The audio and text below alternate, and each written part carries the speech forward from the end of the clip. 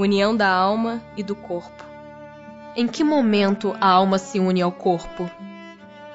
A união começa na concepção, mas só é completa por ocasião do nascimento.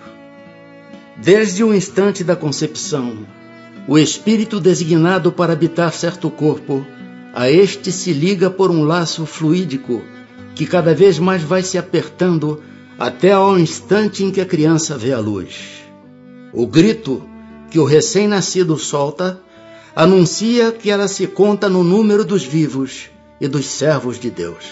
É definitiva a união do espírito com o corpo desde o momento da concepção? Durante esta primeira fase, poderia o espírito renunciar a habitar o corpo que lhe está... Durante esta primeira fase, poderia o espírito renunciar a habitar o corpo que lhe está destinado?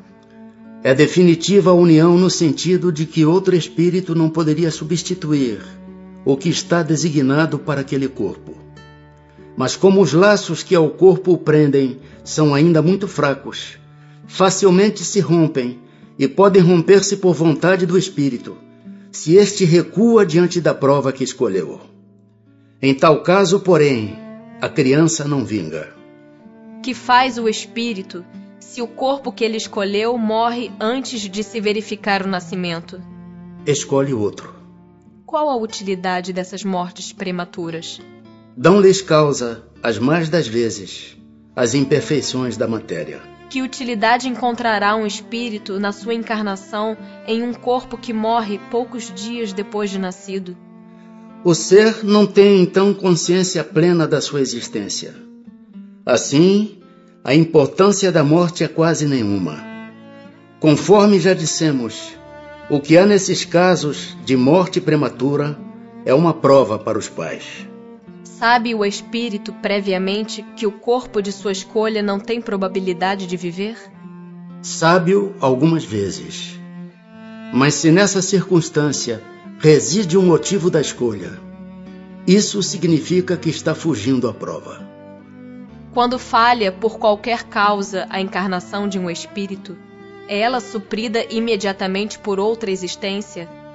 Nem sempre o é imediatamente. Faz-se necessário dar ao espírito tempo para proceder à nova escolha, a menos que a reencarnação imediata corresponda à anterior determinação.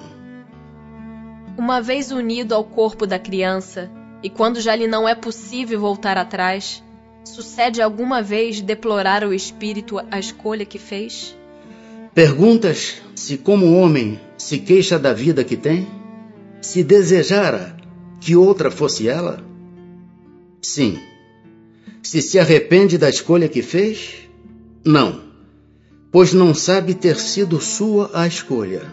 Depois de encarnado, não pode o espírito lastimar uma escolha de que não tem consciência. Pode, entretanto, achar pesada demais a carga e considerá-la superior às suas forças. É quando isso acontece que recorre ao suicídio.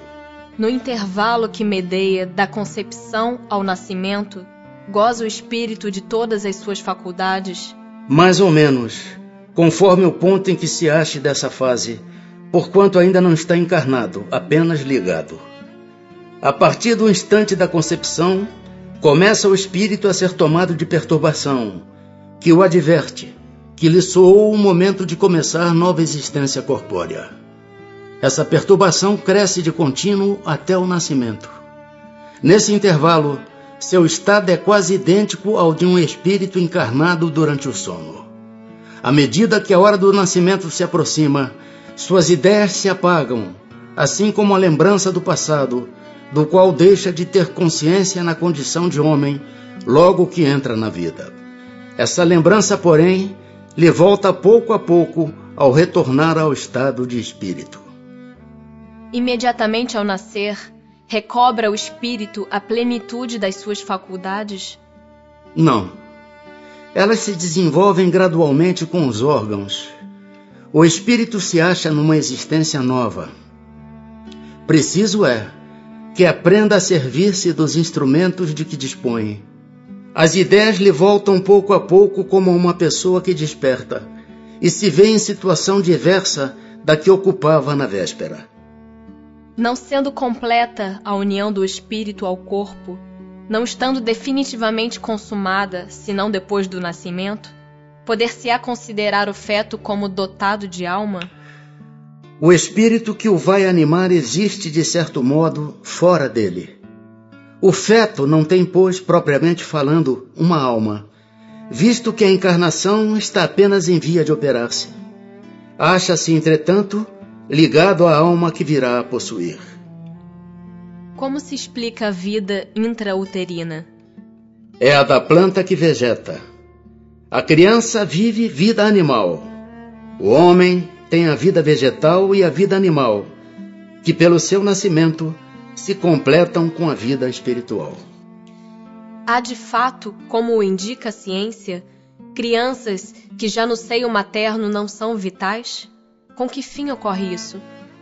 Frequentemente isso se dá, e Deus o permite como prova, quer para os pais do recém-nascido, quer para o espírito designado a tomar lugar entre os vivos. Entre os natimortos, alguns haverá que não tenham sido destinados à encarnação de espíritos?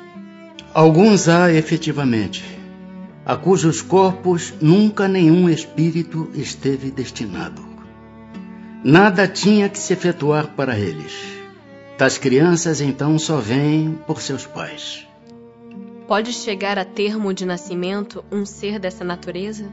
Algumas vezes, mas não vive.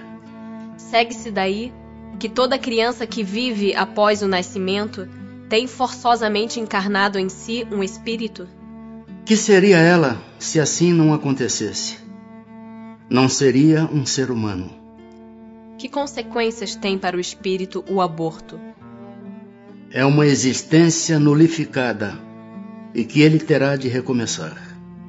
Constitui crime a provocação do aborto em qualquer período da gestação?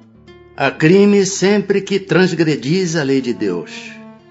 Uma mãe, ou quem quer que seja, cometerá crime sempre que tirar a vida a uma criança antes do seu nascimento. Por isso que impede uma alma de passar pelas provas a que serviria de instrumento o corpo que se estava formando. Dado o caso que o nascimento da criança pusesse em perigo a vida da mãe dela, haverá crime em sacrificar-se a primeira para salvar a segunda? Preferível é se sacrifique o ser que ainda não existe, a sacrificar-se o que já existe. Será racional ter-se para com um feto as mesmas atenções que se dispensam ao corpo de uma criança que viveu algum tempo? Vede em tudo isso a vontade e a obra de Deus. Não trateis, pois, desatenciosamente, coisas que deveis respeitar. Por que não respeitar as obras da criação, algumas vezes incompletas por vontade do Criador? Tudo ocorre segundo os seus desígnios, e ninguém é chamado para ser seu juiz.